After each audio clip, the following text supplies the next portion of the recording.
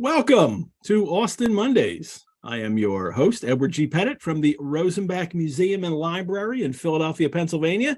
And for 24 weeks, we're going on a biblioventure with Jane Austen's Pride and Prejudice. In each episode, I talk with a special guest, a brilliant Austen scholar or two, a creator or Janeite about Austen and her works. And then I have an hour-long conversation with a chapter co-host in which we illuminate, elucidate, explicate a few chapters of Pride and Prejudice.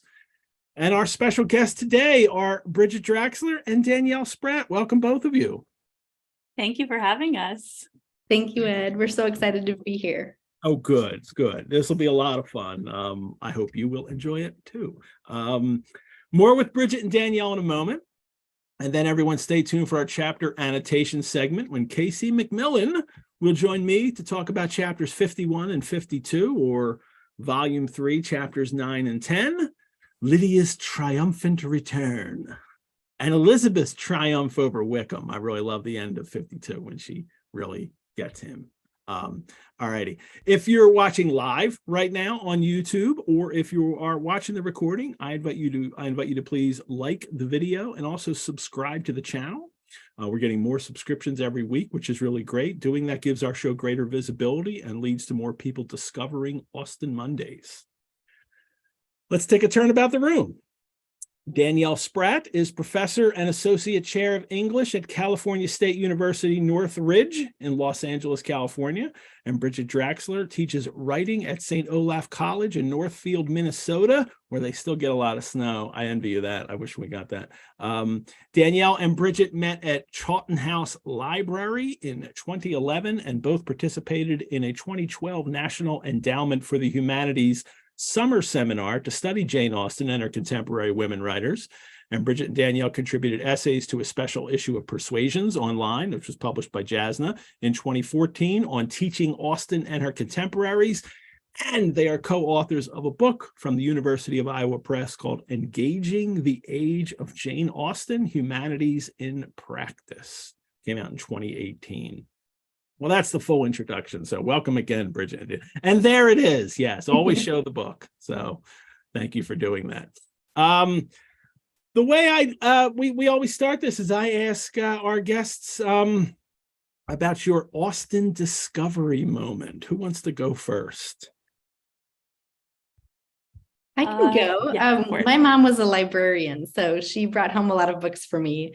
And Pride and Prejudice was one of them. I was a very, I would say the discovery part was maybe in stages, though. I feel like the first time I read it, I definitely read it for the love story, and I thought it was very romantic. Yeah. And I did not get the jokes. And I think growing up in the 90s at the height of Austen adaptations, it actually took the movies for me to then go back to the book and say, like, oh yeah, this is funny. And it took even a few years after that to be like, oh, and it's actually really snarky. Like Austen isn't just, a kind of quaint writer. Like she's got some sass. So I feel like it's definitely been an unfolding, and she's one of those great writers that every time you read her, I discover new things. Danielle? Yeah, I'd agree. And I think so. My first real exposure was through Clueless, also being like a teen in the 90s. I watched Clueless, loved it, sort of found out, I'm not sure how, like through Sassy magazine or like something, that it was based on Austen's Emma. And so I read that. It definitely, like, I got some of the jokes because of Clueless. I think I missed a lot of it. I missed a lot of the sort of like nuance of it. And then I didn't, it was never assigned to me in high school, which for me was good, I think. And I came back to it as an undergrad, read it in a survey class. I read Pride and Prejudice actually, and I didn't really like it. I was kind of like, what happened to the Clueless writer? I think a similar thing to what Bridget was saying, and then revisited it again in a different class. I was slightly older. I started to get like the satire and the jokes and just the like study of like manners that helped me understand like my own family dynamics in a different way. And it just, I think, went from there. So yeah, it's been I think Bridget's description of like an unfolding and a sort of like development over time for sure. Was Austen also then key to the what you decided to study and pursue, or you were already pursuing something and she fit that? I definitely, when I was trying to decide what to go to grad school for, I was settling between 18th and 19th century literature. And I was like, well, which one has Austen? Because that's the one I want. And I think there's not actually a clear answer to that, because even though Austen's wrote in the 19th century, a long 18th centuryists definitely claim her. So I ended up in the 18th century with Austen at the kind of at the end of things. But yeah, she was definitely part of it. Kind of company. I mean, I know Jocelyn Harris starts like in the 19th century with Richardson and then moves to Austen, and somebody else I had on the show too. It might have been I can't remember who, also took the same route, but like moved, like it's 18th century, but then Austen, how can you not do Austen? So how about you, Danielle? Yeah, I mean, I was actually really interested in modernist writers. And of course, Virginia Woolf talks so glowingly about Austen. And as I was sort of reading all of these things for the first time, I was also a huge fan of Charlotte Bronte, and Virginia Woolf was not super generous to Bronte's writing. And so I was kind of confused about all of these like delineations. Our colleagues Lauren Burke and Hannah Chapman have that great podcast that started out as a sort of like Austen versus Bronte thing. Yeah. So I started out definitely being interested in Austen, but not thinking that she would be central to my research. And as I wrote my dissertation, she became important, and I was teaching her a lot. And I noticed such a love for Austen, or so many questions that students had about Austen, that I think teaching brought me even more into Austen. And then having the experience of getting to be at Chawton and just like walking on the like dirt roads that Austen walked on had such an important like formative experience for me. And then the experience that we had with Devaney Lozer running the NEH seminar with all of these brilliant scholars, I think just made it all the more exciting. So teaching really brought me there as well, I think. I think too, isn't the kind of mission of the Chawton Library there to have people come and study all these women writers from that time? Isn't that what they're trying to pursue, right?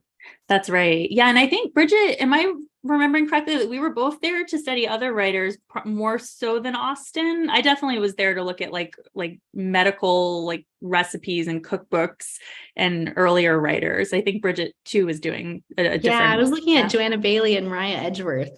Yeah. Which is great to have that context for Austen. Yeah. And well, and your book is engaging the age of Jane Austen, so you clearly, are taking all of these, authors of that time into consideration. Let's just start real simply. What do you mean by engaging with the age of Austen, and especially because the subtitle is Humanities in Practice? So tell me a little bit about the mission of your book. Yeah, do you want to go first, or do you want me to? Yeah, okay. Go ahead. we can maybe pass off so we don't have this awkward like, oh, after you, please. So I think that for us, it comes down to like what you're doing on this this experience, like through the museum, through the library, through these spaces that kind of bridge reader spaces and different audiences.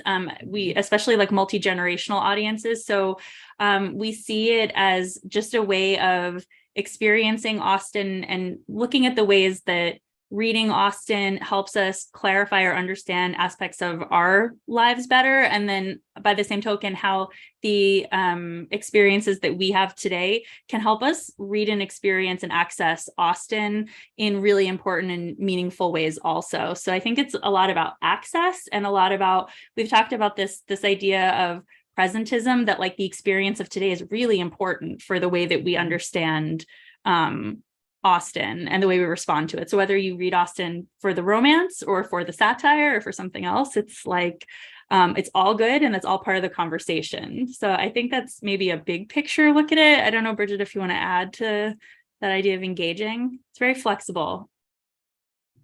Yeah, I think in our research and definitely in our teaching, we just see important ways that to study Austen today, we want to think about how our students can engage with different community members in having conversations that will that can be really productive in helping them understand Austen and kind of understand parts of our contemporary moment too.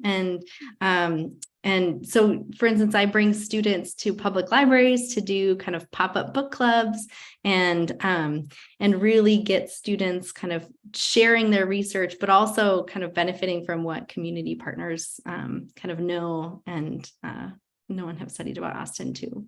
Is that a way that studying in general, but in this field especially, has changed over the years, that the way people engage is now more community driven, and or if you could just talk about how has engagement with great literature and Austen in particular changed over the years?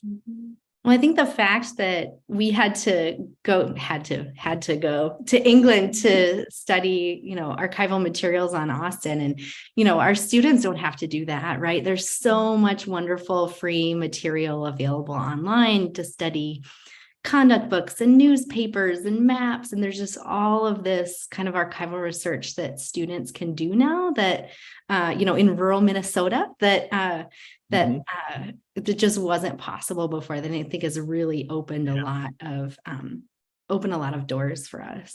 I can remember researching in the 80s and and the early 90s, and it's just books. I just have to find books to get all the information out of, and now so much is opened up with databases.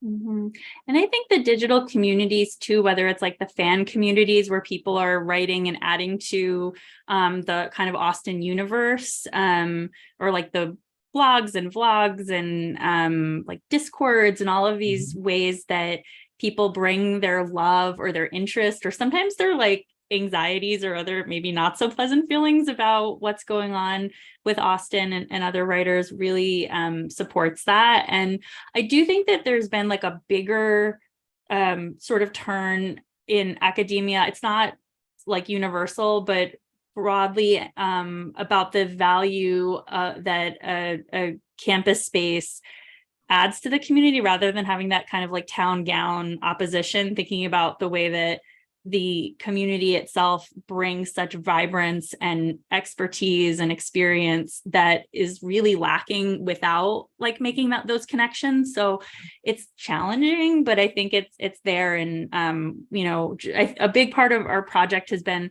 to again really like push back on that idea of like expertise, and that expertise is only comes with having degree initials after your name or something like that. I think we've all had the experience of going to a JASNA event and being like blown away by the knowledge that people who just like, I shouldn't say just, but consider themselves fans, not necessarily experts. They know the pages and the characters in just extraordinary ways, and like recognizing that and learning from it I think has been so important for me and for Bridget and for everybody who does this kind of public humanities work.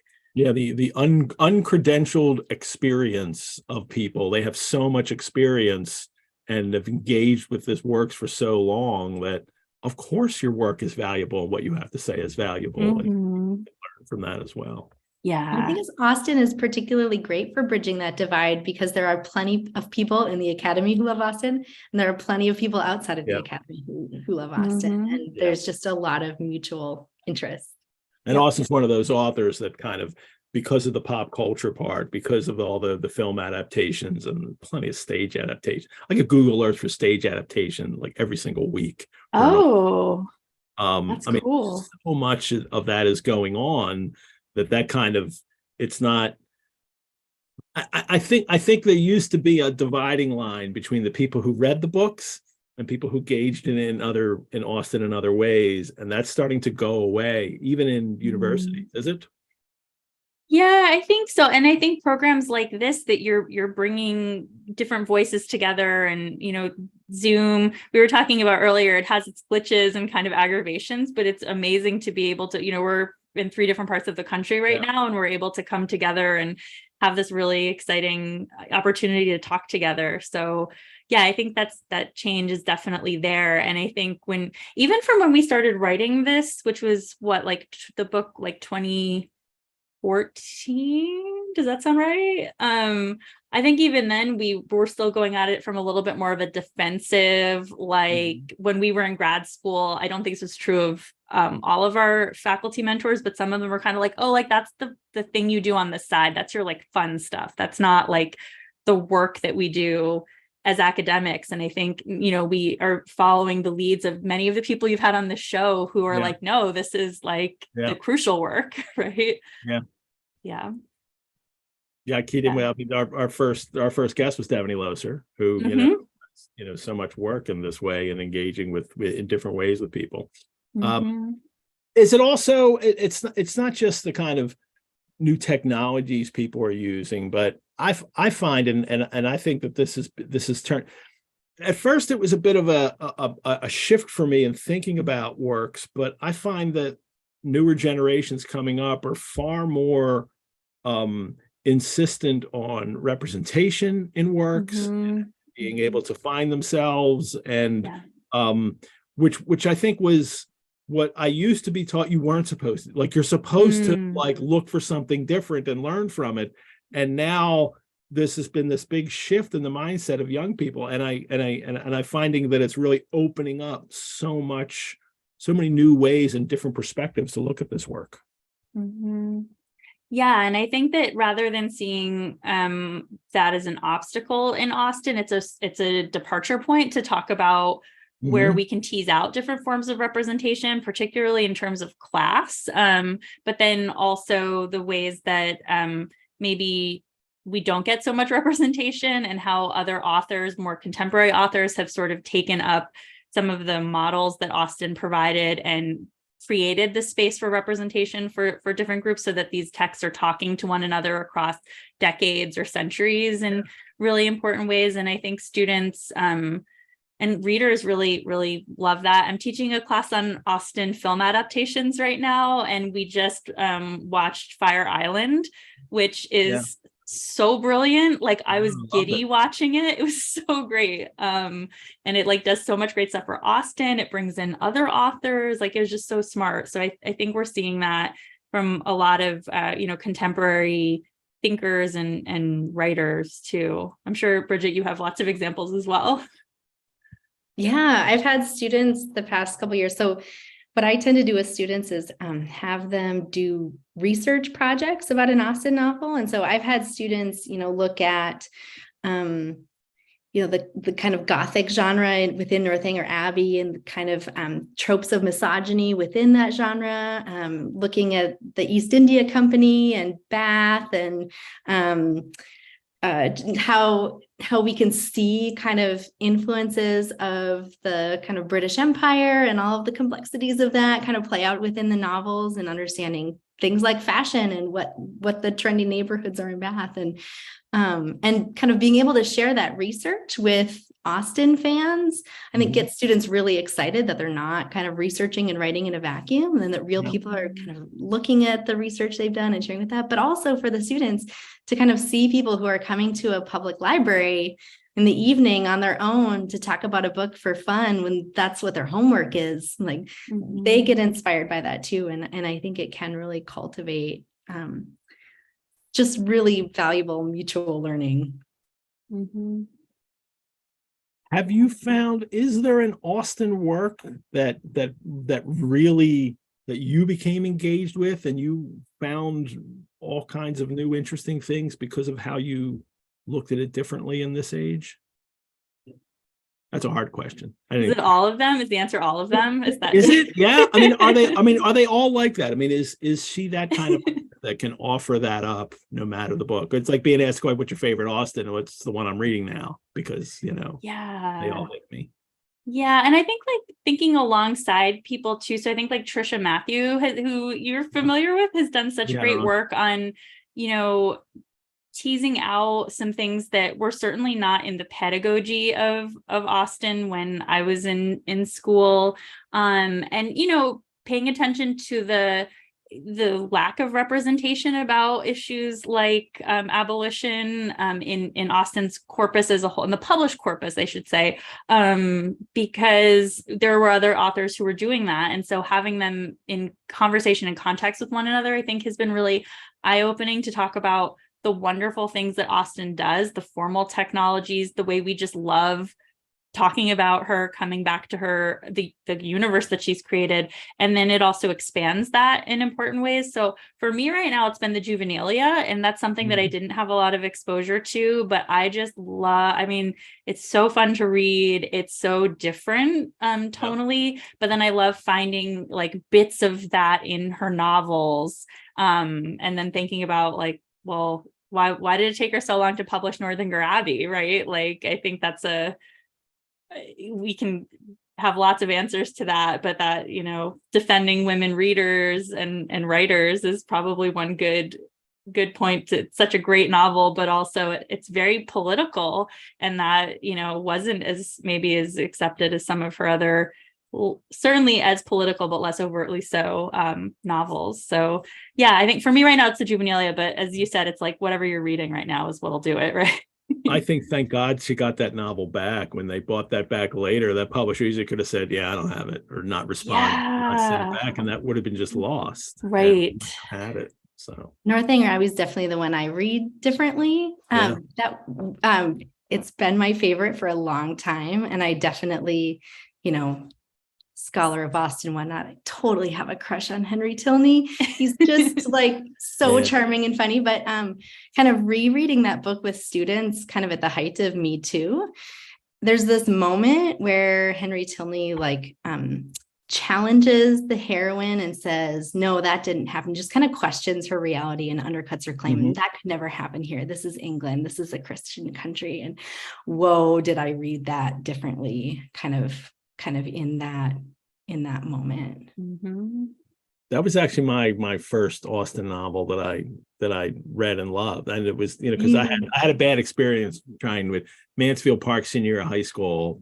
Did not work at all. That's the worst one to read first. That's terrible. And especially as a teenager. Yeah. And then as in college, it was Pride and Prejudice, but I was just not, I thought it was just the same thing. And I couldn't really get into it. But it was Northanger later, especially when the professor said, you know, it's funny. And I was like, what? It's just funny?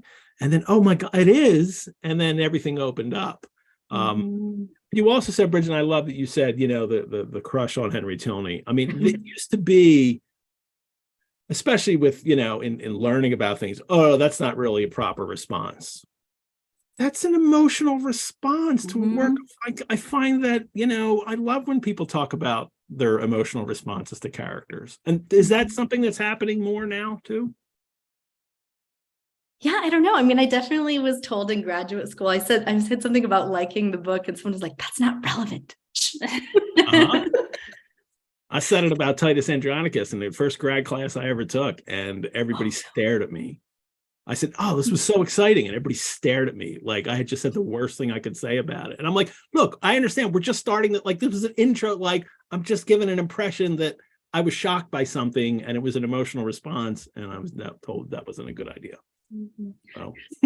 I think that like affective experience is getting recognized for being so important and formative, and that it is, I think it's the same thing that we for a long time had this sort of like pseudoscientific idea of what reading should be like in classroom spaces or in academia, that it should be objective, that we should be, you know, very like looking at the text and decontextualizing ourselves from that experience. And I think that there are so many examples of how it's just not possible to do that. Like, I think in the same way that we, you know, are very much committed to this idea that like our lived experience and our context affects how we understand the satire. It affects how we understand the characters and that kind of thing. It affects the way we crush on certain characters or novels or whatever. I think that is definitely relevant. And I feel like that's an important thing when I teach students about like writing about literature. We always start with the like, what was your experience of reading this? Did you love it? Did you hate it? Were you kind of like, why was this assigned to me? Would you recommend it to someone else, and why? I think those are really important. To deny that we don't start from there is just fake. It's not a thing. Then you could do the work. Then you can do the how that works, how that happened, that you were drawn in that way. And think of how valuable it is, especially doing research, when you come across accounts from, you know, the middle of the 19th century with people writing like, that's the most valuable thing I ever found. I mean, I do learn history more than I do anything. So I'm more excited by that than I'm excited by, you know, discovering something else about a book from the past, the reader's reaction to it. Yeah. And I think there's lots of famous examples of this happening throughout time in communities of readers. Like there are, I don't think this is apocryphal, but in the Richardson novel, Pamela, when she gets married at the end, there are stories of church bells ringing in communities to celebrate, because the characters become your friends and kind of part of who you are. So, and, we see that in these beautiful ways in fan communities that are expanding the Austen like characters and like the issues that they're talking about. And then you get these great adaptations like Fire Island, which, like, if people haven't seen it yet, figure out a way to see it if you can. It is so amazing. So we talked a little bit about it on our adaptation show. So yeah, good stuff. What do you guys see going forward for the way people will engage with Austen going forward? Big, broad, predict the future of Austen studies. I mean, I could maybe answer that question if I knew what was in store in the future, right? I mean, or it could be what would you like to see too? I like that. I mean, I think that what's going to happen is we're going to keep reading Austen, right? Yeah. I had a book club scheduled to read Emma in April of 2020, and we managed to do it on Zoom. And Emma's kind of hypochondriac father, right? Super funny, bumbling character who's all worried about the drafts and about, everybody eating their gruel and stuff. Yeah. We were all, Clorox wiping our groceries at that point, and he was not funny. He was not funny at all. But he meant something to us, and we really just had a conversation about that novel like I've never had before. And I mean, every turn, Austen surprises me. There's something there. So I don't know what it'll be, but she's ready for it. Yeah, I think so. And I think between the sort of, like you were saying, the sort of like adaptation, media, film, kind of genre, keeping it relevant and showing the relevance in different ways will be really important. I hope, and I think it already is, like expanding to other authors of the time period and other novels of the time period, and also new authors. Like when you were talking about the Gothic, I was thinking about a student who's writing on Northanger Abbey and this book called Mexican Gothic by Sylvia. Like I actually have never, I'm reading it now slowly. It's incredible. And I feel like it is hopefully always an occasion to open up the space to new readers, to new writers, and new like genres. Like when the Lizzie Bennet diaries came out, I remember just being astonished by the format and like the versatility of it. So I think as long as it remains an occasion for like welcoming and increasingly becomes a space of inclusion, it will continue to be this like space where we want to come and talk to one another about Austen and this world that she's creating for us still. Great. Well, thank you for continuing to make it an engaging, inclusive space where we could where we can do this work with Austen. So this is really great. Likewise, thank you for doing this. This is such an effort and labor of love, and it's been so great to learn from these episodes and hearing you talk to these great people every week and to the readers as well. So thank you for that. Thank you for taking a turn about the room with us today. What a pleasure this has been. I would, I'd say, I wish I could do this every week. Hey, I do this every week. It's so much fun. I get to do this every week. All righty. Thanks, Danielle. Thanks, Bridget. I hope I'll see you again. Bye-bye. Thank you so much. Bye. Bye. Well, everyone, we have only 3 more shows with a Turnabout the Room guest segment coming up. Next week, on February 27th, Lauren Weathers and Emily Davis Hale of the Reclaiming Jane podcast will join me. On March 6th, Juliet Wells will return to talk about Emma. Because remember, Juliet Wells is going to be teaching a virtual course for us on Emma to follow this show. And on March 13th, Claudia Johnson will finally be able to return after her first appearance had to be canceled. And then the final show on March 20th, we won't have a return. We won't have a turnabout the room. We'll just be all the co-hosts and myself in the last chapter and wrapping up the novel. So let me take this moment to thank all of you for watching this episode. As a nonprofit organization, the Rosenbach Museum and Library depends on the generosity of friends and supporters like you to keep this show free and accessible to hundreds of fellow Austen lovers worldwide. If you would like to donate to the Rosenbach, you can do so at our website. You could also become a member. Membership gives you free museum admission, discounts on programs and courses, and exclusive invitations to member-only events. You can learn more about how to become a member on our website. And at the end of every show, I give a shout out to all who have donated or joined since our last show. There's lots of great in-person and virtual programs and courses happening at the Rosenbach. The spring schedule is not up yet, but will be online in early March. And it's a tiered registration we have for our programs and courses, which is one of the benefits of membership. It starts with, Delancey Society members register. The following week, it's regular members. And then the following week, general public. So if you're a member, you get first crack at everything and a discount as well. Some of our new things include the courses include the Gothic Transformations course with the Ghoul Guides, Lauren Nixon, who's a co-host on this show, and also with her Ghoul Guide partner, Mary Going. There'll be the Emma course with Juliet Wells that'll follow the show for 4 bi-weekly sessions. And that show will be capped at 25 people. And it'll be like a Zoom meeting format where you're all on the screen at the same time having discussions about Emma, led by Juliet Wells. If you are a member, you get first crack at those and you get 10% off as well. That's some of the benefits. And don't forget my new Pickwick monthly show begins on March 25th. Let me share the picture of that.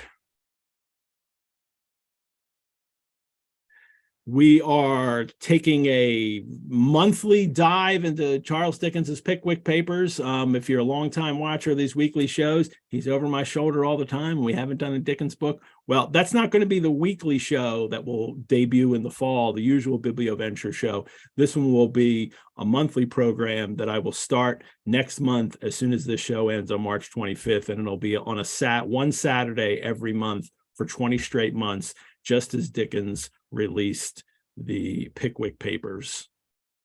We will follow that same pattern and release them the same months too. So the Christmas issue lines up with when December will roll around, and that one will be free to watch and stream online on YouTube on the YouTube channel, just as you watch this show. And for today's chapter annotation segment, I want to welcome back my co-host, Casey MacMillan. And there she is. Hello, Casey. Hey, Ed. How are you? I'm good. Thank you very much. How are you? I'm great. I really enjoyed the conversation with Danielle and Bridget. That was so terrific. I know. I wanted to do that one for an hour, but, I have to cram it in to the thing. And, I should have them on for something else in the future. I should design a program I could do with them. Would be really good. Around I'd watch it. And some other authors too I would love to bring into that conversation. So we'll be announcing the next Biblioventures program, the one that'll be a weekly and that'll debut in September. We'll be announcing what that book will be on March 13th. So the penultimate show, that's when you find out what the next book will be. And start your guessing now. So I know people like to guess and figure out what's that's going to be, and and that's really great. So I can't wait to do the next one. I'm already working on it, so I know what it is. And I have to be careful about sharing my screen sometimes because I had a tab on top. I said it, and I was like, "Oh no!" And I had to get that tab off of there, or people may have seen it. As soon as I start talking, the boy comes. The boy shows. Look, for one, reject the idea that we're rolling to the close of Pride and Prejudice. I would like to make a case at this time that now, especially for first-time readers, that they know everything there is to know. We should go back to the beginning and do it all again. Yep. Yeah. And well, you can rewatch the shows. We can, just on your, but we're also going to have the Emma course. So I'll be jumping right into Emma when this is over, and I get to just participate, which is nice, which I like. I look forward to that too. Well, right now, this will be drinking with Ed and Jane, and drinking with Jane and Ed, really. And this week's drink, I'm calling Pride Without Prejudice. I've already drank almost all of this one. I have to make another one. It's a martini with a little grapefruit, actually, it's not just a grapefruit slice in here that I put. I actually squeezed a little grapefruit juice in it. It's just got that hint of another flavor. I was trying to describe what I mean, Pride Without Prejudice. I don't know if this works, but my definition was, this is a drink that hints at purity, that kind of pure dry martini taste, but there's a taste of something else going on, that reminds you of it's something else, something better. It's deeply satisfying, but something else you wish you have in it. So, and I think because in my head, it's Elizabeth thinking about Darcy at this point. So Pride Without Prejudice. Bitterness in there too. Yeah. Is thematically relevant. So I do need to make myself another one while we talk. You have children. You have offspring. They're all busy. So no, I make my own drinks. I didn't do that. My dad did that with me as a kid. Clearly, I was, we had to fetch the beers and fix the drinks and all that. And Same. I don't get my kids to do that actually. So, but we will be talking today for our chapters about chapters 51 and 52, or volume 3, chapters 9 and 10, Lydia's triumphant return. So it's going to be fun today because she's so insufferable. She's so unchanged. There are characters who change in Austen and characters who don't change with a vengeance. Mm. She is, What a gorgeous alternate title to this conversation. There you go. But Lydia and Wickham have been found and will be married. We found out in the last chapter. And Mr. Bennet and Elizabeth believe that Uncle Gardiner must have paid like £10,000 in order to convince Darcy to marry, or to convince Wickham to marry Lydia. All righty. And today we'll find out the truth of all of that. Hold on, let me multitasking is so impressive. Yes. So I don't do it well either. But at the beginning of chapter 51,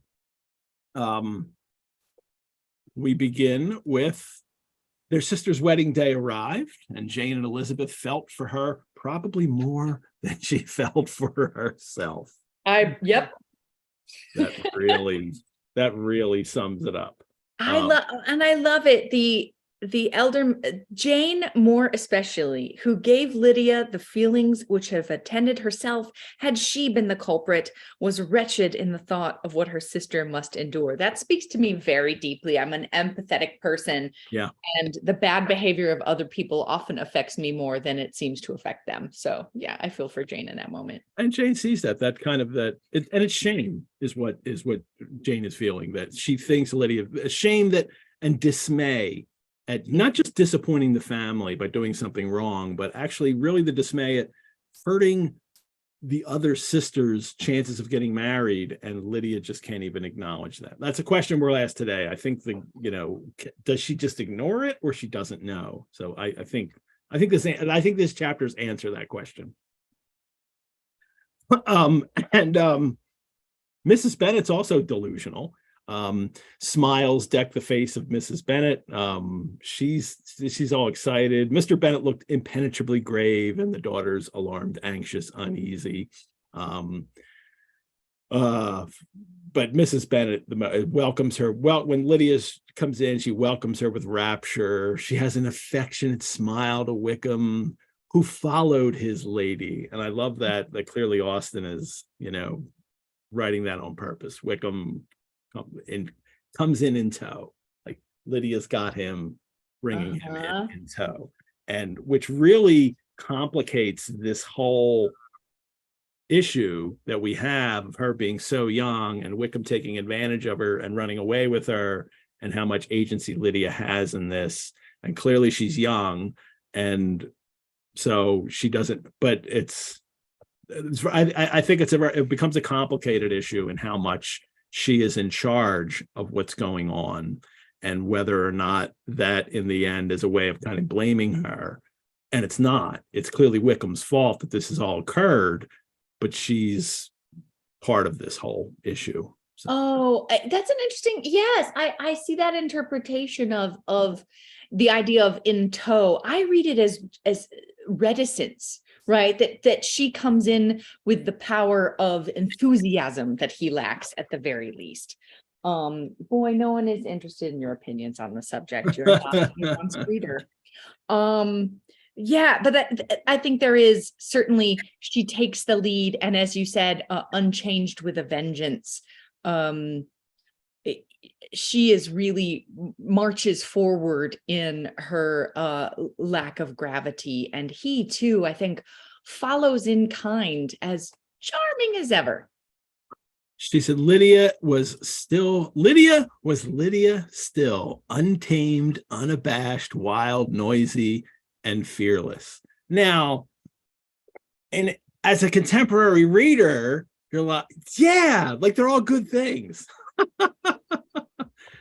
It's not a good thing in Austen's world. And then especially because of the reason why she is like this. Yeah, I mean, because Austen doesn't say, because she doesn't have to, insensitive, rude, self-centered, delusional, I think Austen always hits at the, okay, go now, always hints at the, I don't know, the best way of putting a thing as a way of, sorry, now he's knocking over wine bottles. He's a menace. Boy, literally he was outside and didn't care until 2 minutes ago. No, I think that Austen's great satirical gift is also to sort of put things in their most positive light in a way that we see right through.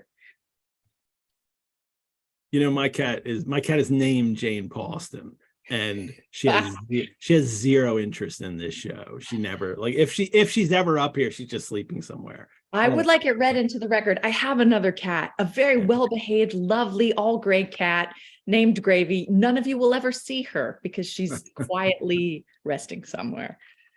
I have to bring Jane on the show at one point, maybe one of the last shows. Yeah, I think that's a requirement. Oh, and I'll bring Gravy on against her better judgment. There you go.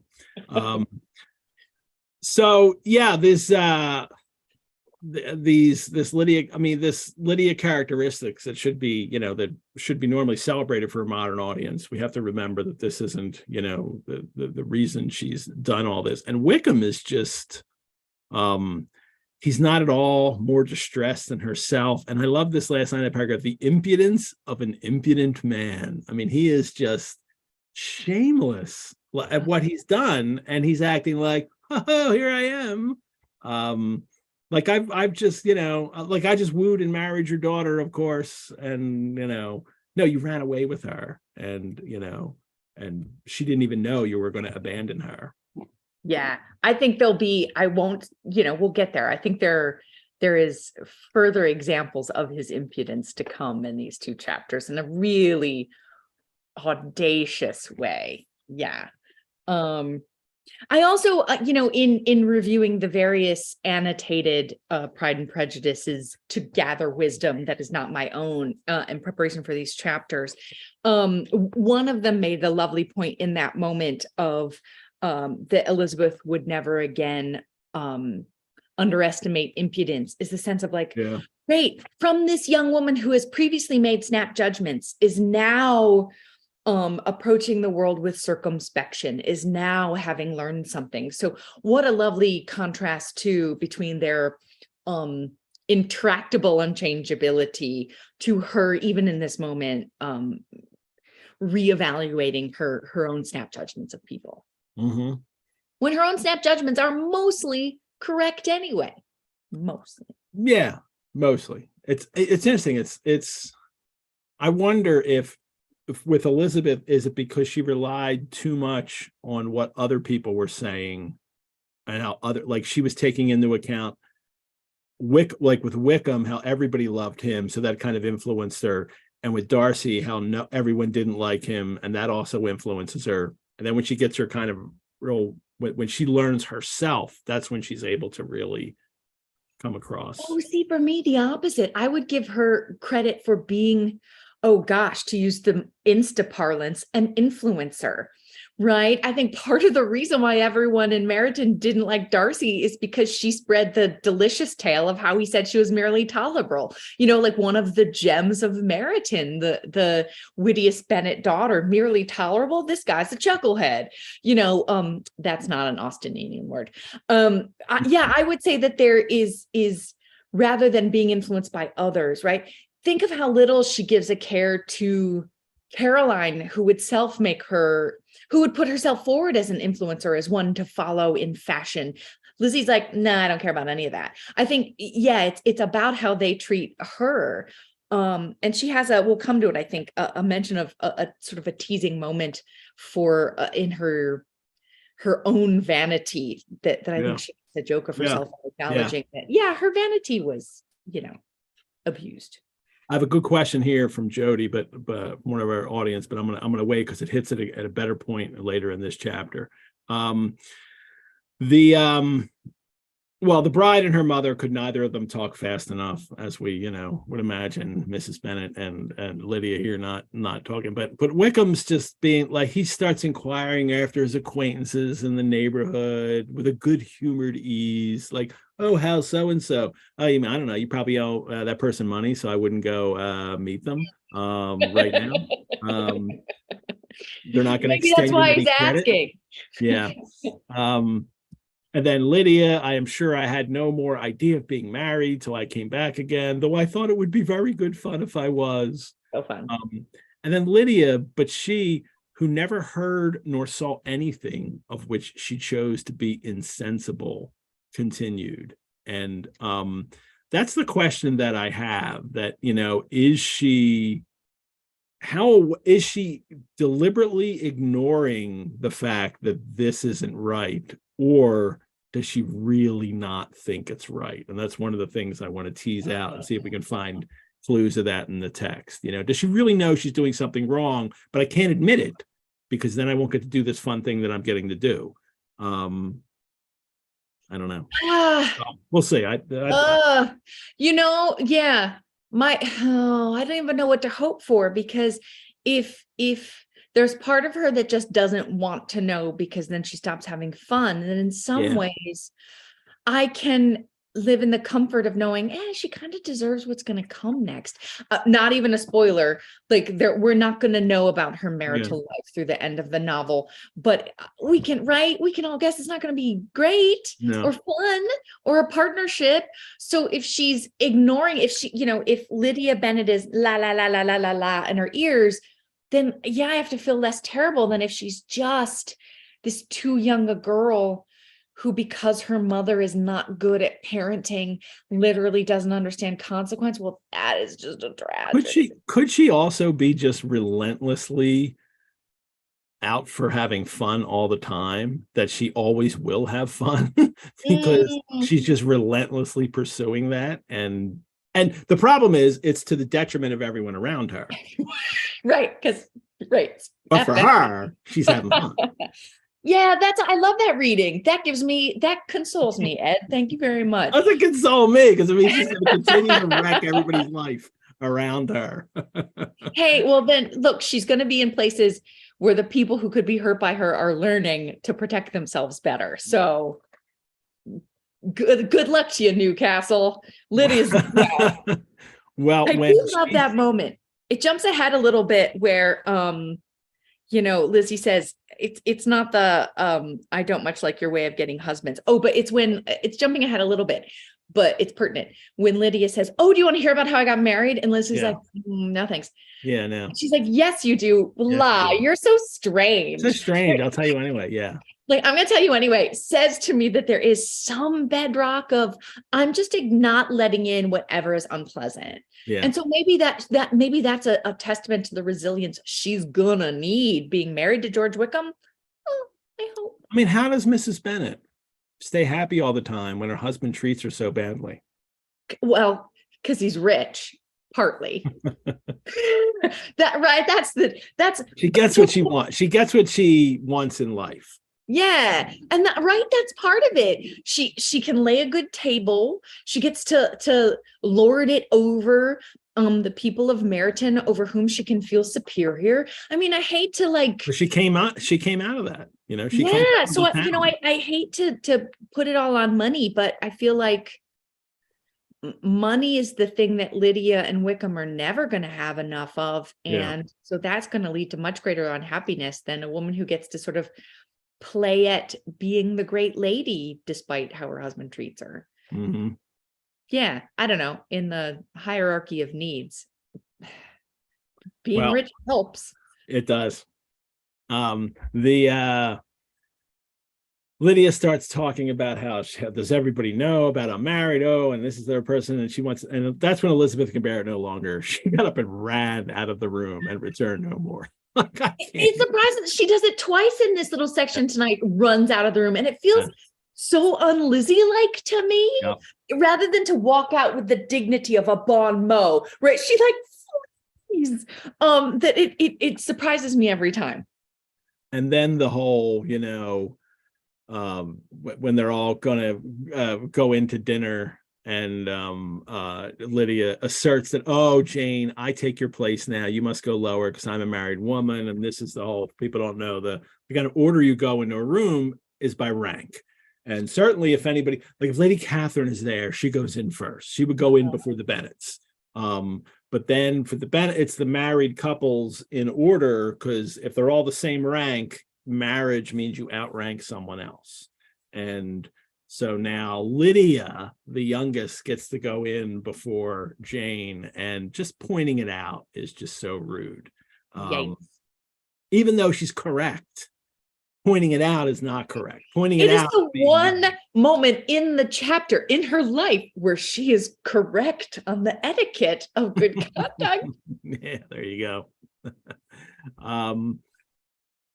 And then we, you know, that she starts, you know, the mama, when they all return to the breakfast room, what do you think of my husband? Is not he a charming man? And please, I am sure my sisters must all envy me. I only hope they may have half my good luck. They must all go to Brighton. That is the place to get husbands. And this is when I start to think, I don't know, is it just like you just don't know? Is she okay? I mean, should we feel sorry for her, or should we feel happy in her ignorance? And is it ignorance? You know, this is the question I keep going back and forth with on this. Is it ignorance because everything worked out great? You know, maybe all of us who worry about doing right are just suckers. I don't think that's what Jane Austen is saying, not by a long chalk. But, you know, I did have a friend.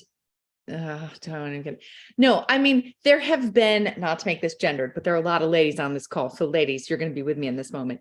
There was a man in my life who said to me like, oh, you know, the universe kind of does what it does. And I don't worry too much. Like, it was his way of saying like, stop worrying about everything, Casey. Like, the universe does what it does and things come along. Meanwhile, like, by universe, he meant me. Like, I was looking for jobs for him, and I was like looking at his resume, and I was like writing letters for him. Like, you know, like that it's just funny that there's a certain kind of person who can blindly move through the world and everything seems to work out, because what they don't notice is that everyone around them are like little duck feet under the water of like trying to make everything happen. And it seems so unfair. So yeah, I don't know. It's only unfair. It's only unfair when people confuse their luck for privilege, or their privilege for luck, when they think that they're being lucky, but they're really privileged. I hope that my case in life is that I am lucky. But if I am privileged in something, I hope I also would notice it, that it's, so The very fact that you asked the question, right? Let's all ask the question.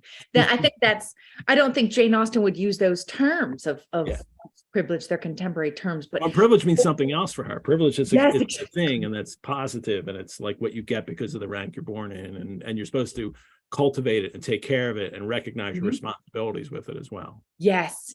And I think by any other name, right? She's asking us to examine ourselves and grow and be better. And the greatest respect she has for anyone, no matter what station in life they are born into, is to make room to grow and own up their responsibilities to both their station in life and their responsibilities to other people. So yeah, this very contemporary conversation feels like stuff I learned in part from Jane Austen.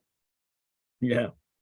Yeah. And this is I was, as I was going over my notes for this chat, this is the chapters that kind of spur these questions on for me. Like I'm either thinking seriously about like issues and how these relationships work and how you respond to the world in a sense, and also feeling very gossipy and very like I just want to like dish about these characters. You know what I mean? Like these chapters really lay that in there. Well, Jody had a really interesting question here. She said, do you think if it wasn't Wickham, it would have been someone else who Lydia ran away with, giving her nature and behavior? And oh yeah, it would have been Denny. Only Denny had the chutzpah to do it. It would have been Denny. He wanted to. Only Denny needed to flee the regiment. Maybe it would have been.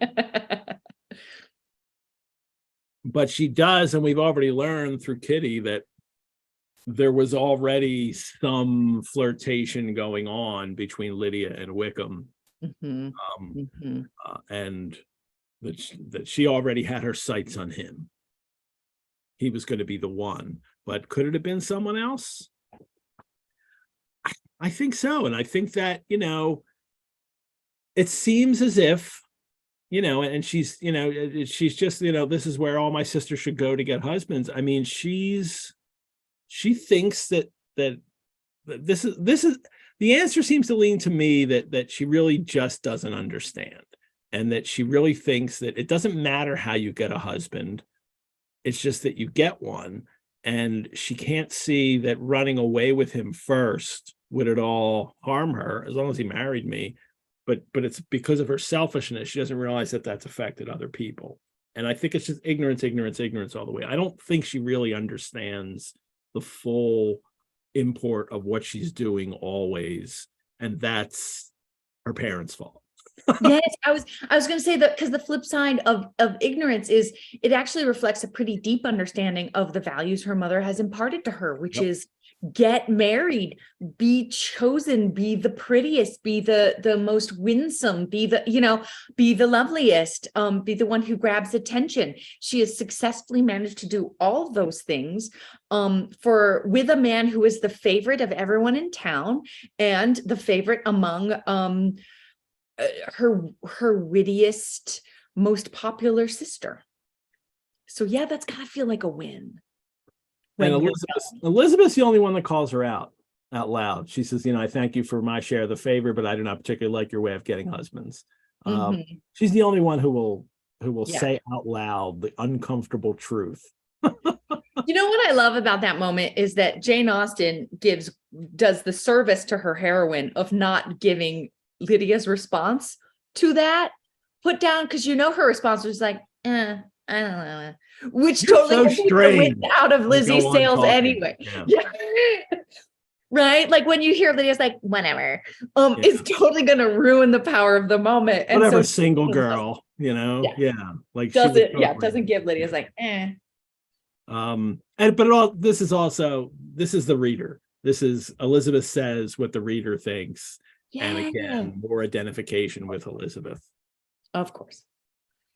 Their visitors were not to remain above 10. I'd forgotten that they were there for, 10 days. Like Wickham's got to join his regiment in a fortnight. Because all the adaptations, they arrive, everybody's like, welcome, and then they leave. But no, they're there for a whole fortnight. And they have parties, very frequent parties at home. I mean, I just wonder, are these like, because we don't get a description, we get nothing for that. Like, are these uncomfortable parties? Like, is everybody being a little uncomfortable around them, or is everyone just ignore it and have fun? Because it's the Lucases and it's the Phillips and other people that just live in the area. Because no longer the regiment, because they're gone. Are these people ignoring? Because the officers wouldn't. If it was the regiment still there, they'd be like, yeah, so what? Who cares? They'd be having fun. Mm-hmm. But because it's family and other townspeople and the Lucases especially, is it uncomfortable?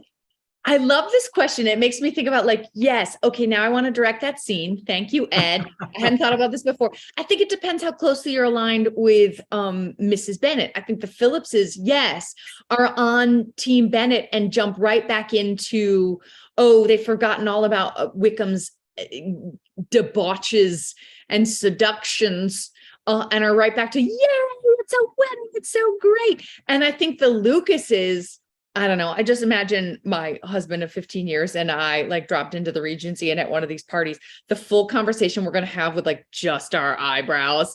You know, I think the great fun, there's no ignoring it. The great fun is like, she has shame. The sherry was very good and she has no shame, you know, like just the conversations on the way home in the carriage. Well, I imagine Lady Lucas would love the fact that her daughter is married this respectable, you know, clergyman, and your daughter ran away with a man. Yes. And but Sir William, I think, would be extraordinarily polite. And yeah. So oh yeah, that's the look, the tiny tragedy for me as being deep into the Lucas Bennet rivalry is that, yeah, there's no hint of how Lady Lucas felt about any of this. I would love that tea. Come on, Jane Austen. Like, you lay it down so carefully for us in the first 2 volumes. And now you're like, who cares about what Lady Lucas has to say about any of this? Like, I do. I want to know. Well, we do get this bit, and I wonder if this is the narrator. I wonder if this is omniscient or if this is Elizabeth's point of view, but it's and I think it's Elizabeth's point of view, but I think we can believe that it's true. Wickham's affection for Lydia was just what Elizabeth had expected to find it, not equal to Lydia's for him. The elopement had been brought on by the strength of her love rather than by his.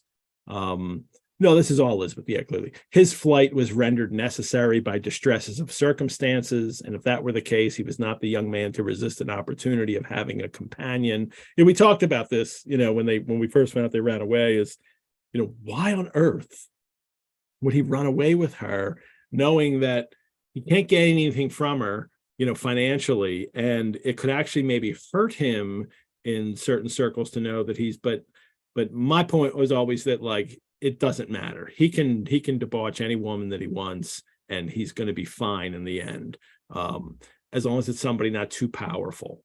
But even that, in that case, when he tried to get Georgiana, I mean, he doesn't suffer from that in a sense. Well, because the brother kept it a secret. Yeah.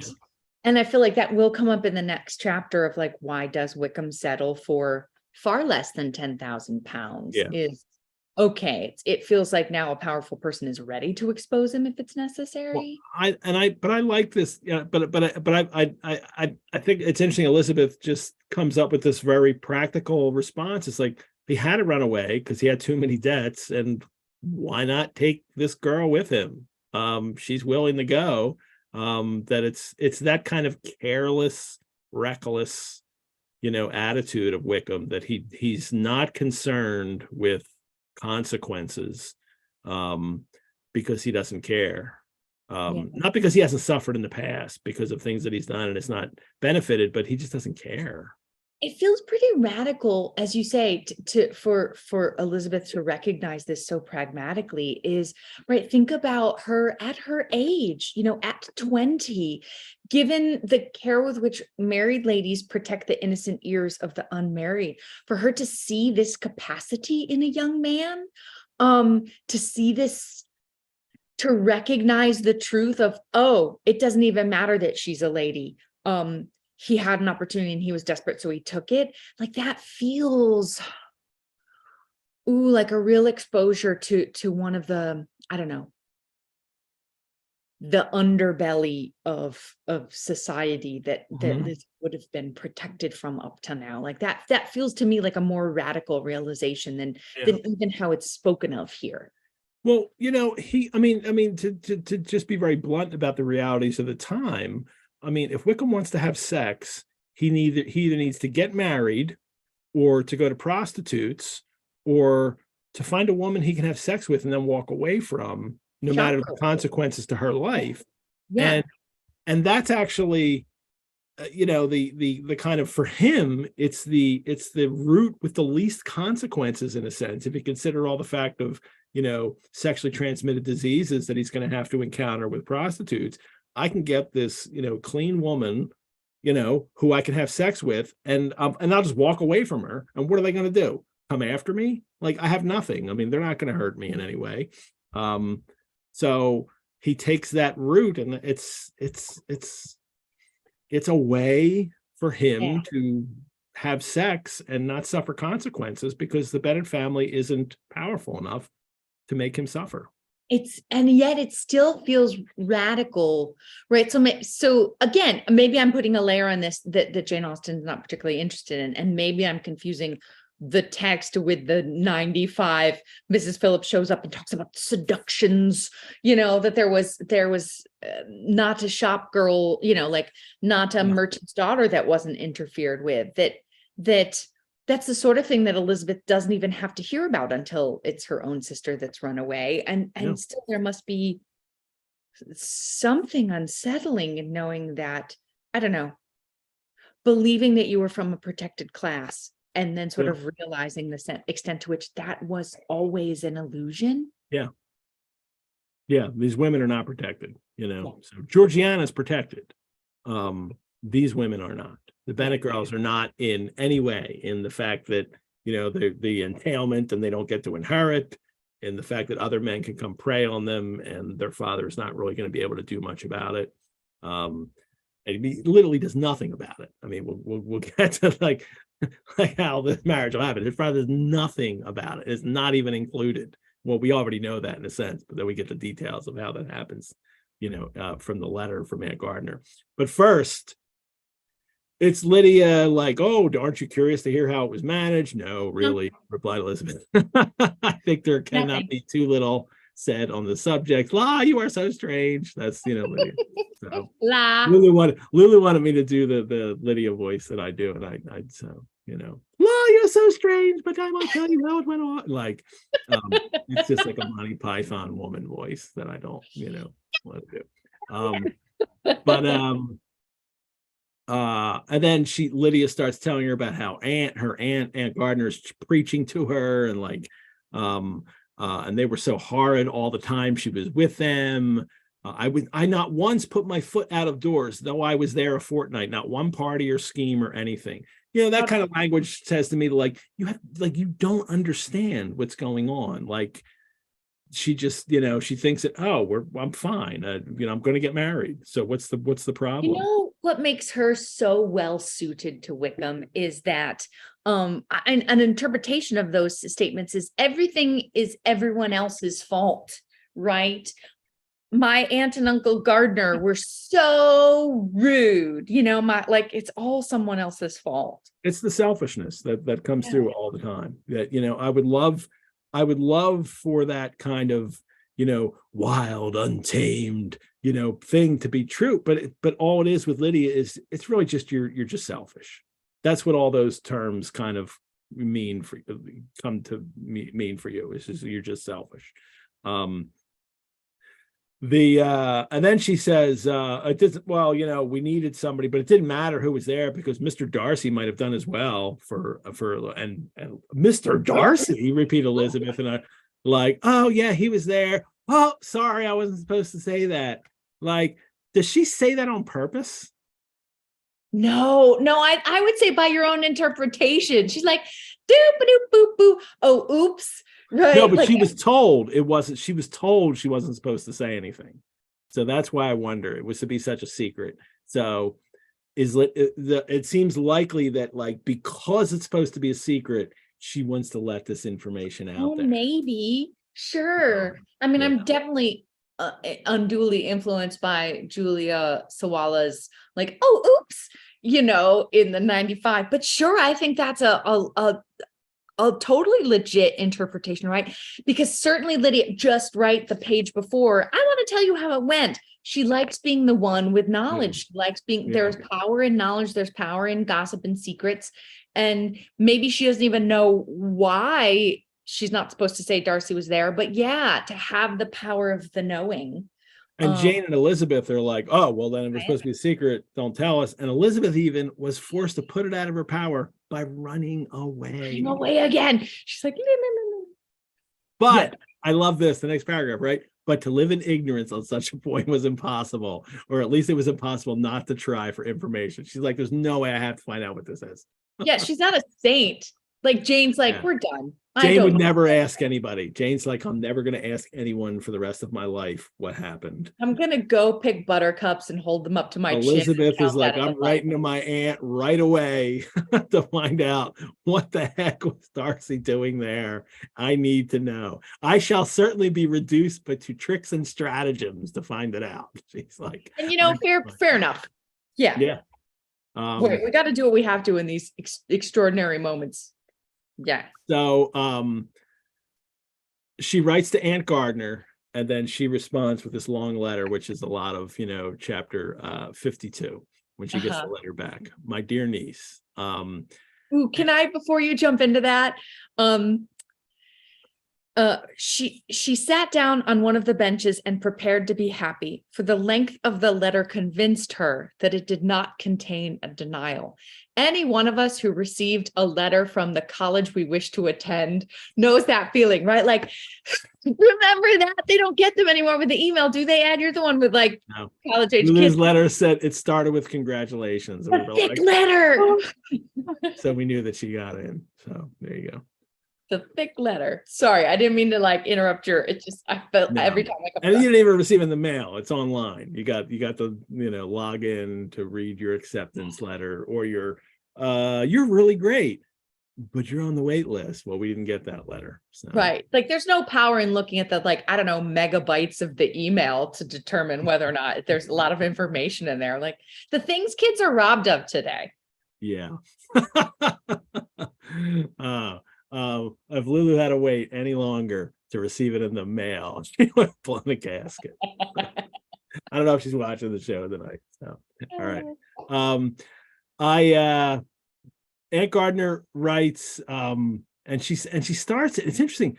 I foresee that a little writing will not comprise what I have to tell you. And then she says, I had not imagined such inquiries to be necessary on your side. You're in italics. Your uncle is as much surprised as I am, and nothing but the belief of your being a party concerned would have allowed him to act as he has done. Elizabeth's got rereading this like, what? And what they assume is that Elizabeth and Darcy are a couple. Like they already assume that there is an understanding between the two of them. We had in a previous chapter that Aunt Gardiner is waiting for Elizabeth to get a letter from Darcy, and she can't understand why the letter doesn't arrive yet, because she's assuming that they're engaged or have an understanding, and that so of course he can write to her now. And they really believe that, they're but for the uncle too, and that, as we'll learn, is what's happening here. The uncle believed that she was a party concerned, and that's why he agrees to everything, because he thinks it's not just about Lydia. He thinks it's also about Elizabeth, and yes. Elizabeth doesn't think this at all, because Darcy hasn't. She doesn't think this at all, but there is a quiet whisper in her that hopes. And I think that quiet whisper never went away, even as she tries to silence it. It's the quiet whisper in those chapters where, they visit Pemberley, Lizzie and the Gardiners, and they don't speak of him. Yeah. Right? Like Lizzie, she would speak of him casually if she didn't feel like her aunt sees the thing, but the energy between them. So right from there is always that quiet whisper saying like, oh, please, And for the author, for Austen, it is Austen's way of, people talk about suspense, and there's suspense movies, and usually people associate suspense with thrillers, with action, with mystery and crime, that kind of thing. But no, this is suspense. And Austen knows how to build suspense. She knows how to hint at things that the audience kind of knows can happen or assumes definitely will happen, but you have to wait for it to happen. That's the suspense. And Austen has done this masterfully. The greatest suspense thing is in the novel Persuasion, with the letter and that right in the next.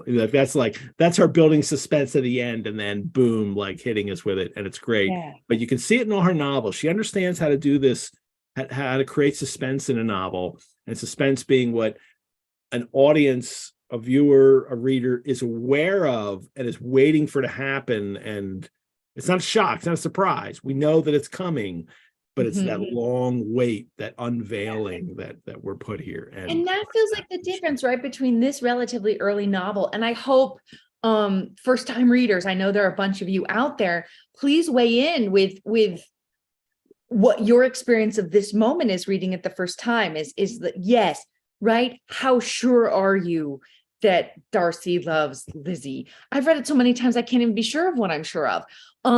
Yeah. I feel like there is a dramatic irony in this early text that says, yeah, friends, this is happening. Now we can enjoy the idiocy of the 20-year-old who's a genius, who refuses to allow herself to believe in this moment that it could happen. But great works though enable, like, put you in the same all the time. Like, it always, where I always feel the suspense coming up, even though I know what happens in the end. Well, and yet, is that what Austen's doing here? Because one of my favorite lines from this entire novel is also a Gardiner thought, which is, they were convinced that one of them at least knew what it was to love. We are told explicitly that he still loves her when she visits Pemberley, when she refuses to believe it. So there is an interesting foreknowledge that we have, that we're given to rely on, that Lizzie doesn't have and can't rely on, which that's only from the Gardiners, because we always get Elizabeth's perspective, right? And we always get her, like, other people might think something, the Gardiners think this, and we get relentlessly, we get Elizabeth's point of view of her and Darcy, and we never get Darcy's point of view. Oh, so you're saying that we can't wholly trust the Gardiners' perspective, that it has to be. It's a piece. No, we can't, but it's a piece.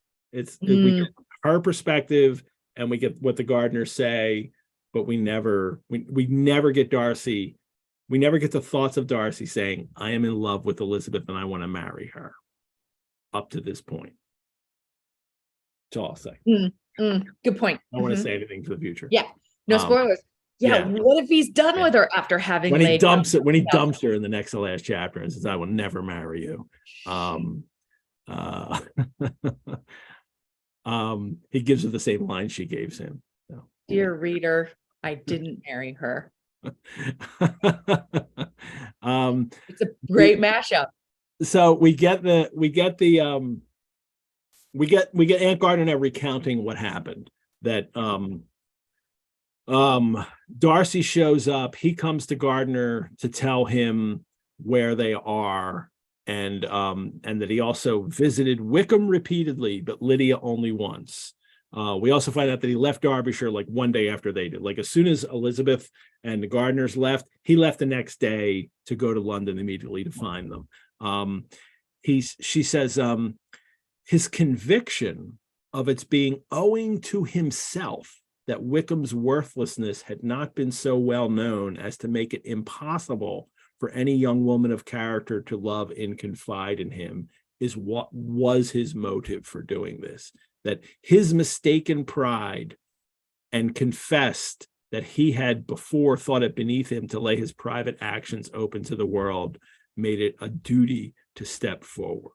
That because he kept it a secret of Wickham's character and what Wickham had done with his sister, that this put another woman in danger. And so it's his fault. So he needs to go, fix this situation. But, and yet he still doesn't give away the secret. He's like, oh, my private actions I didn't lay to the public. I mean, I'm not going to tell you what those are right now. Yeah. But And then Aunt Gardiner says, if he had another motive, and that had another is in italics in the text, I am sure it would never disgrace him. Like she's hinting at Elizabeth, like, of course I know that it's his other motive is you and he have an understanding. And Elizabeth has got to read this and thinking like, what understanding do I have with him? What is the other motive? That Aunt Gardiner is just certain of it by the way she saw them react to each other when they were in Lambton and at Pemberley and at Lambton. So the other motive would be that Darcy needs to fix this situation so he can marry Elizabeth, or just so because he's going to marry Elizabeth, he wants her family to be okay and he wants to fix the situation to help her family. Yeah. But in either way, it is Aunt Gardiner just sees that that's the reason why he's doing this, that, Darcy finds them through Mrs. Young. She was the governess that Georgiana had, who was friends with Wickham and helped Wickham have access to Georgiana when he almost eloped with her. So that's who Darcy goes to immediately. He goes to Mrs. Young to figure out, she may know where Wickham is, and she does, and he finally gets the information out of her, but he pays her a lot of money. It's also interesting too that he says Mrs. Young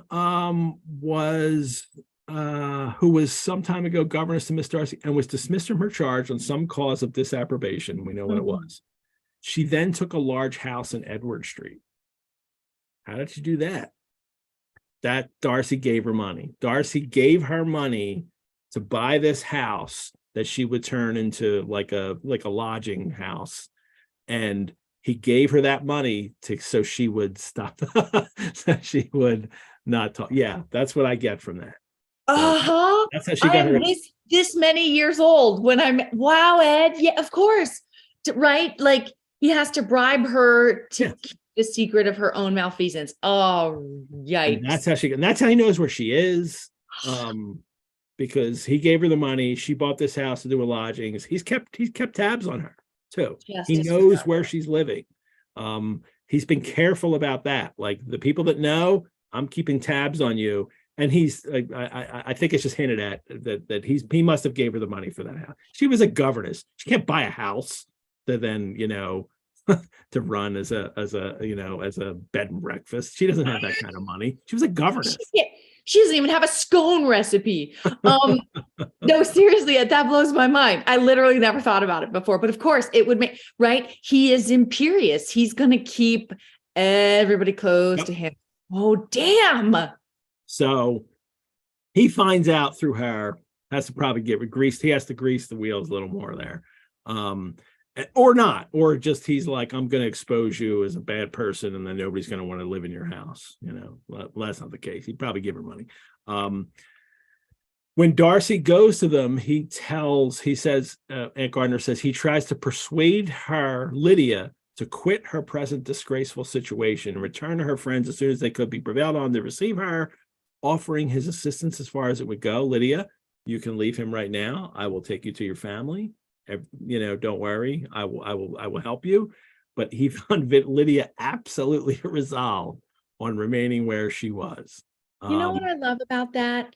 For me, it lays to rest that partly this is Darcy concerned about his own reputation still. For me, it lays it to rest. He would rather see Lydia happy, knowing that happiness cannot be with Wickham, and he wants to marry Lizzie anyway, even with a ruined sister. That to me, that means the world. That means the world. That's everything to me. He's okay with her going back to her family, because God forbid you should have to spend the rest of your life with somebody like Wickham. He's willing to bring her back, and I think he'd probably still be okay with marrying Elizabeth even with that going on. He's all in. Well, because he can, because he's Mr. Darcy and he's got 10,000 in Pemberley and he can. Still though, if look, I'm not spoilers. If he still does want to marry Elizabeth, it would be a true degradation, right? It's not just that she's of a lower economic what a degradation, truly.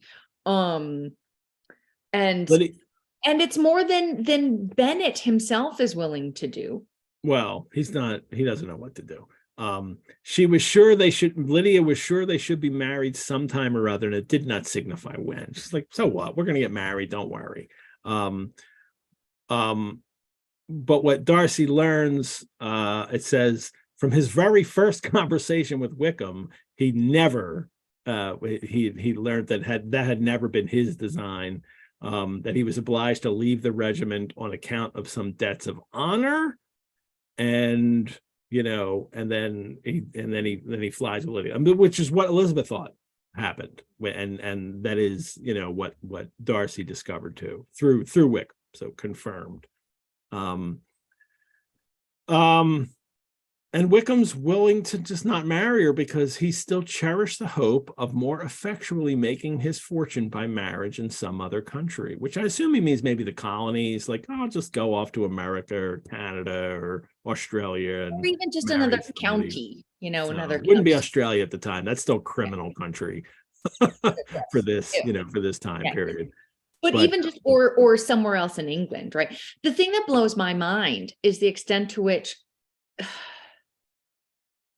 I don't know, right? In character motivation, that Wickham knows that Darcy's just got his number, that he doesn't even bother to lie or try and charm him or obfuscate the way that we've seen him do in the previous chapter of the Bennets. He's just like, yeah, no, of course I didn't plan to marry her. Like, it's the multiple meetings too. It's taken multiple meetings for Darcy to get the whole thing out of him, and as they're negotiating too. So, Wickham is just, gradually revealed that, he was not likely, it says, he was not likely to be proof against the temptation of immediate relief. He's just like, you can't just give me some money and I'm going to go away. That, like, I could still just, go off, leave her and then go off and meet some other unsuspecting woman who thinks I'm someone else, and then marry her. And I have to believe that Darcy's threat is, no, we're done with that game. Yeah. I'm going to out you. I'm going to out you to everyone. Yeah. And then your prospects are done. And it's Wickham, of course, wanted more than he could get, but at length was reduced to be reasonable. And then we'll find out in a minute what that is. But first, Darcy goes to see Mr. Gardiner, and he's like, oh, he's busy. But it's Mr. Bennet is there, and Darcy doesn't want to go talk to Mr. Bennet. And my first note was, like, why doesn't he trust Mr. Bennet? Is he just think that Mr. B is competent, that Mr. Bennet isn't competent, and Uncle Gardiner is, or like Mr. Bennet would be like, just emotionally unreasonable about making any deal with Wickham, but it's money. And it's Darcy knows he can convince the uncle to allow him to pay for it all, but he's not going to be able to convince Mr. Bennet for him to pay for it all. A man of business who he trusts. And he's already, he's said that he doesn't have a lot of respect for Mr. Bennet. And I think too, he doesn't say to anyone, don't tell Lizzie, right? But getting the father involved when the father, Look, no, I'm Darcy. I don't tell Mr. Bennet either, because Mr. Bennet knows that his daughter doesn't love me. And the Gardiners seem to not know that so much. Mr. Bennet, though, understands the kind of honorable ramifications of this, that somebody's not allowed to pay for my daughter getting married. All right, he relents because it's a family member, but he also says, I have to find a way to pay him back. Mm-hmm. Darcy is a stranger. A stranger cannot come to me and say, I'm going to pay for your daughter to marry this guy so you can be okay. And that's very much, that's a huge knock against the honor of a gentleman, that a stranger can come in and fix a situation. And Darcy realizes that. Darcy's like, well, Darcy would himself be like, you're not coming in to fix my situation. And he realizes that Mr. Bennet's not going to let him do that as well. especially when we find out the terms, which Mr. Bennet probably could have met. Ooh, Would have been tight. Would have been tight, but he could have figured it out. The terms that we get here is that but first, before we get to the terms, Aunt Gardiner talks about Darcy, and she says, I love this. Our visitor was very obstinate. I think. Good, read it. But our visitor was very obstinate. I fancy, Lizzie, that obstinacy is the real defect of his character after all. He's been accused of many faults at different times, but this is the true one. Nothing was to be done that he did not do himself, though I am sure, and I do not speak it to be thanked, therefore say nothing about it, your uncle would most readily have settled the whole. They battled it together for a long time, which was more than either of the gentleman or lady concerned in it deserved. But at last your uncle was forced to yield, and instead of being allowed to be of use to his niece, was forced to put up with only having the probable credit of it, which went sorely against the grain. And I really believe your letter this morning gave him great pleasure, because it required an explanation that would rob him of his borrowed feathers and give the praise where it was due. Yeah, that this whole I love that. Well, there's two things, but the end of that is that the uncle has to take the credit, and he doesn't want to, but he will to save the situation. But for Aunt Gardiner, like, he's not proud, he's obstinate, and that's such a what. And I love the motherly wisdom, because Mrs. Gardiner knows that there's not a lot of motherly wisdom coming from the actual mother, right? That there's I think you need to know this one. If you are going to be happy in your life, and I want you to be happy, I think this is the thing you ought to know about this man. There's just, it feels very, it's a page later, kissing each other, the text on the page. And I don't want to jump ahead too much in Lydia was a pill. But it feels very much of a piece of, will you be very angry with me, my dear Lizzie, if I take this opportunity of saying what I was never bold enough to say before, how much I like him. Yeah. It feels like the spirit of how much Mrs. Gardiner likes him to be in that, like, he's stubborn. I like it, but he's stubborn. And that it's odd that he has to he has to fix everything himself, and he's going to do that, damn it, and don't get in my way. But that's his true, not pride, because pride would have meant that I'm the person who is supposed to fix this, and and you have to not be in my way, but it's not that. It's like he needs to fix it, and he's willing to give the credit to the uncle. It's not about that at all. It's so pride might have even stopped him from getting involved when things got messy, because that's the pride that Elizabeth thought he had. She thought he had the pride that would be like, this is a mess, I'm too proud to be concerned with this mess. Mm-hmm. But he's right in fixing it, figuring out what's, how to fix it. And the aunt says, Lizzie, this must go no further than yourself or Jane at the most. I like that. Mm-hmm.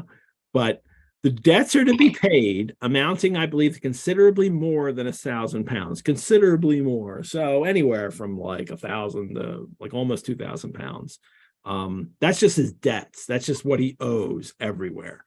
And 1,000 in addition to her own settled upon her. So the money that Uncle Gardiner writes to Mr. Bennet saying, you have to give her settlement, and £100 a year until you're dead. This is like beyond that. It's another £1,000. Mm-hmm. And then he has to purchase a new commission in the army, which he's going to get. So it's like 2,500 to 3,000 pounds is what it costs. Not 10,000, it's 1,000, more than 1,000 in debt. So that's, anywhere from 1,000 to probably 1,500, 1,000 for the settlement, and the commission. We know what the commissions cost, and he's got an ensigny. He's an ensign in the army, and an ensign is £400. That's what it costs then. And I'm sure Austen would have known, would have had a pretty good idea of what that would be. She never wrote about anything that she didn't know. to be for the infantry, and that's what this is. This is the infantry now. This is the army. For a lieutenant, it would have cost 550 pounds, a captain 1,500. And of course, there has to be room for that within, whatever regiment you're joining. But an ensign or a cornet would have cost 400 pounds. So that's what it cost. It's not the 10,000 pounds that we thought, that Mr. Bennet thought that it must have cost to get Wickham to marry her. It's 2,500 to 3,000 pounds. It's a lot of money, but in a way, Mr. Bennett probably could have figured that out over a few years. Yeah. You know what I mean? It's he could have worked the that out. income of his estate. Yeah, 2,000 pounds or so is the. He could have worked it out. It could have said, I'm going to give Yeah. you this much now, and it's going to kind of increase as the years go on, kind of thing. Like, it could have been figured out. But Darcy comes in. But what it says to me also is that Wickham didn't strike it rich. That Darcy was able to negotiate a settlement that is really just 1,000 pounds. That's it. And the whatever that he's getting, I forget how much he's getting on the settlement from 100 pounds a year. I mean, he's not getting that much money. He's going to blow through that, especially if you consider he had over $1,000 in debt already. He's going to blow through that in no time. Well, now he's got Lydia too, right? It's not like she's going to be You think she's not going to every dress store up in wherever they are in the north and running up bills? Yeah. At twice as fast as before. Yeah. They'll need to blow money just to tolerate each other. So Wickham doesn't strike it rich. Darcy's able to work that out so that doesn't happen. And that's, and then the letter ends, will you be very angry? Read the end of that letter. Will you be very angry with me, my dear Lizzie? Yes. Will you be very angry with me, my dear Lizzie, if I take this opportunity of saying what I was never bold enough to say before? How much I like him. His behavior to us has, in every respect, been as pleasing as when we were in Derbyshire. His understanding and opinions all please me. He wants nothing but a little more liveliness, and that, if he marry prudently, his wife may teach him. I thought him very sly. He hardly ever mentioned your name, but slyness seems the fashion. Pray forgive me if I've been very presuming, or at least do not punish me so far as to exclude me from P. I shall never be quite happy till I've been all round the park. A low phaeton with a nice little pair of ponies would be the very thing. She's like, don't mind me for being presuming. Let me get really presuming for a second. P, everybody is Pemberley. That's what she's assuming. Yeah. She won't even say the name, but she's ready to name her carriage. Yeah, a low phaeton with a nice little pair of ponies. Would be the very thing. I love that. We were so busy on this. Like, I realized there's like a whole other scene here we have to talk about at the end of this chapter. And that is, the reaction to this letter is, Elizabeth she's thrown into this difficult to determine whether pleasure or pain bore the greatest share. She thinks about the pain of obligation that Darcy was under, but he had done all this for a girl whom he could neither regard nor esteem, Lydia. Her heart did whisper that he had done it for her. Oh, and then her heart did whisper that he had done it for her. That Elizabeth thinks that, he didn't do it for Lydia, he did it for me. But that hope was shortly checked by other considerations, that he felt responsible. That even her vanity, and I would, if I were directing an actor into this moment, I would, I'm like, put a little accent mark over her, which I literally did in my text. She soon felt that even her vanity was insufficient when required to depend on his affection for her. Yeah, that for me, there's a self-aware joke in there of like, I have been vain, and not even I am so vain to think that this really, really, really could be for me. Not after all this, which I love. I literally, in the margin on this read to prepare for tonight, I literally wrote a love note from me to Lizzie Bennet, which is, "Fool, I love you." Like we all see he still loves you. Now Yeah. is not the time to abandon vanity. And her reaction is for herself, she was humbled in how she's behaved in the past, but she was proud of him, proud that in a cause of compassion and honor he had been able to get the better of himself. That kind of, now we're seeing a whole new idea of pride here that we haven't encountered in this. Now she's proud of him. She feels pride for him in the way he has behaved, and we haven't had that instance of pride yet in this That novel. feels to me like Jane Austen's expression of what true love is, right? After spending 2 paragraphs telling us she can't imagine that he still wants to be with her, that she would feel proud of him, knowing that sort of no more immediate good could come to her and she doesn't have his love. Like, yeah, that's true love. That's beautiful. That's so pure. Just glorying in him being better when you're not going to get that thing you most want in the world. Like, that's powerful stuff. And she's even sensible of some pleasure, though mixed with regret, on finding how steadfastly both she and her uncle had been persuaded that affection and confidence subsisted between Mr. Darcy and herself.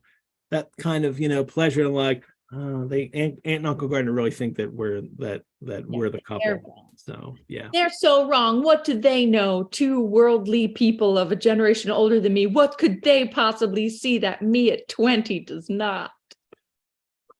Well, we have to get through the Wickham.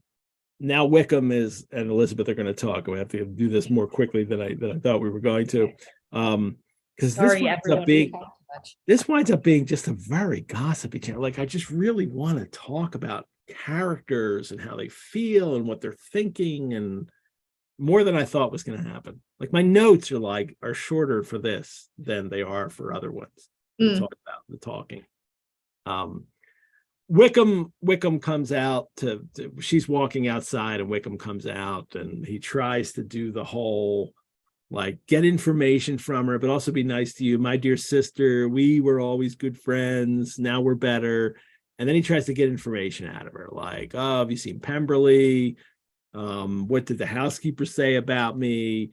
And I love the way Elizabeth completely takes control of him and this relationship between the 2 of them, that she tells him things that, like, oh yeah, the housekeeper said you were going to go bad, and then he reacts, like you said, biting his lips.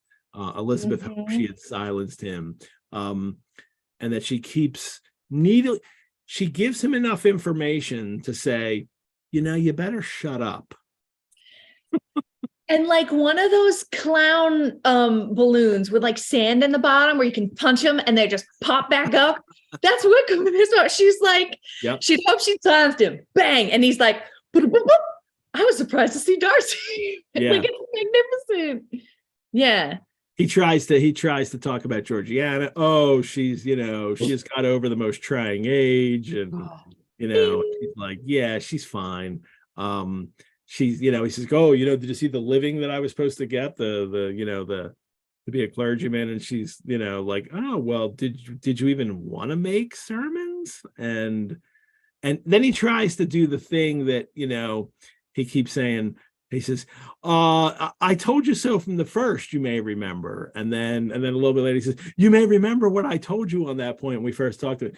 And then he's trying to get out of it. Without foundation. Right. Yeah. Like, that's a new scheme that he employs that we've not seen before from him. Oh, yeah. I said that before. I did that. I didn't want to do that. I said that to you. No, you didn't. You didn't say that, actually. Yeah. If tape recorders had been invented, I'd play it back for you right now. They haven't, so I can't. But I would go to the instant replay. Right? Yeah. So, and then she had walked fast to get rid of him, but unwilling for her sister's sake to provoke him, she only said in reply with a good-humored smile, "Come, Mr. Wickham." Go ahead, you read that.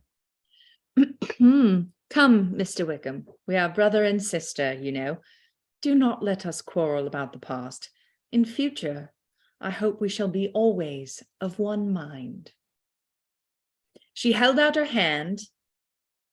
He kissed it with affectionate gallantry, though he hardly knew how to look, and they entered the house. It's that he hardly knew how to look that really like she got him. She got him, and still audacity to the end. Like, he had a choice to shake the hand or kiss it, and he kissed it, which makes him want to punch him in the nose. Yeah. But yeah, he knows he's bested. I mean, his responses in this whole exchange are labored. They ring hollow now, and and she just triumphs over him in the end. I love how this chapter ends, because it's a weird way. It's like Lydia's triumph, but Lydia being all selfish, coming home and triumphing over her sisters. And Elizabeth, though, finishes this and this kind of triumph over Wickham, this guy who Lydia's triumph was that she got Wickham. Elizabeth's triumph is that he, like, I got him. Like, I'm not going to fall for this guy anymore and his ways. So, and also is still graceful and almost kind in letting him save face, right? Yeah. She could not mean about it at all. She could have ripped him a new one, and I think Lizzie of previous chapters would have taken great delight in letting him have it, and that's not the move here. That's not in service to the good. She would have sent something cutting, or she would have just let him have it, like she let Darcy have it at that one point. And now she's like, you know what? My sister's married to you. Let's just do this. I'll let you know that I know who you are. But even then she had to be pushed to do it, right? The Mrs. Reynolds said worse things than what she reported. She gives him a chance to save face at 3 or 4 different times. And just like he just keeps coming back for more punches. Yeah. She's like, okay, I got to do it. All right. Well, I guess I'll punch you. I won't knock you out. I'll just, there you go. He'll just back up. All right. Well, everyone, Jay Knights, thank you all for tuning in today. Thanks to our show sponsor, Lisa Washington. Thanks to all of you who have donated or joined as members over the last week. Your support helps us bring this show to everyone, create other one-of-a-kind programs and courses, and also helps us care for our collections at the Rosenbach. And I want to thank Mary M. from Tucker, Georgia, who donated, and Marion W. from Fountain Valley, California, who donated. And also, like many of you, Marion also became a member from Fountain Valley, California. Rosenbach membership gives you free museum admission, discounts on programs and courses, and exclusive invitations to member-only events. And Marion was not the only member this week, nor the only Californian. Marcy T. from Santa Monica, California, also became a Rosenbach member. And I got a very nice email from Ann M. from Basking Ridge, New Jersey, who wrote, "Love Austen Mondays with Edward Pettit inspired me to become a member along with my husband. Looking forward to more programs." So Ann and Ann husband, Mary, and Marcy, thank you all. It really is true that this show would not exist without your support. Casey, what do you have going on? So if you've followed me on here before, you know that I am the new artistic director of Inish Nua, an Irish as well as UK focused theater company here in Philadelphia. If you are a Philadelphian or adjacent and you have discovered you have the same aesthetic taste as I have over these months, then I encourage you to come out to Inish Nua before March 5th and check out the American premiere of a Scottish play, Meet Me at Dawn, by the playwright Zinnie Harris. It is a really sort of tender and surprising and a little bit supernatural love story between two women immediately following a boating accident. So that is playing at Inish Nua Wednesdays to Sundays now through March 5th. And it is so pretty and funny and surprising. Good. All righty. I'm going to try to get out and see that too. I'm going to talk to the wife and see if we can get out there for that. That'd be wonderful.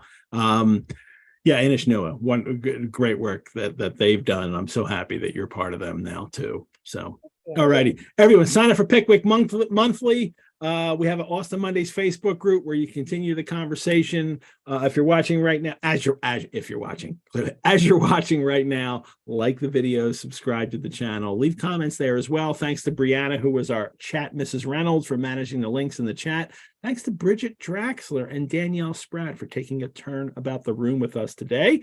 Join us on our next episode when the hosts of the Reclaiming Jane podcast, Lauren Weathers and Emily Davis Hale, will take a turn about the room with me, and Dr. Lauren Nixon returns as annotation co-host to talk about Jane and Bingley in chapters 53 to 55. Casey, thank you. This is a blast. How did I run? I've run so long with you and talking. I know we talked to. It's so good. Hey, if anyone out there is bored, just like fast forward to the parts you want to hear about. All right. No apologies. Thanks to Tucker Christine, who wrote our opening and closing credits music. Thanks to my daughter Lulu, who shot and created the credits with me. Farewell, readers. A low phaeton and a nice little pair of ponies would be the very thing, wouldn't it? All right, gang. Thank you. Bye-bye.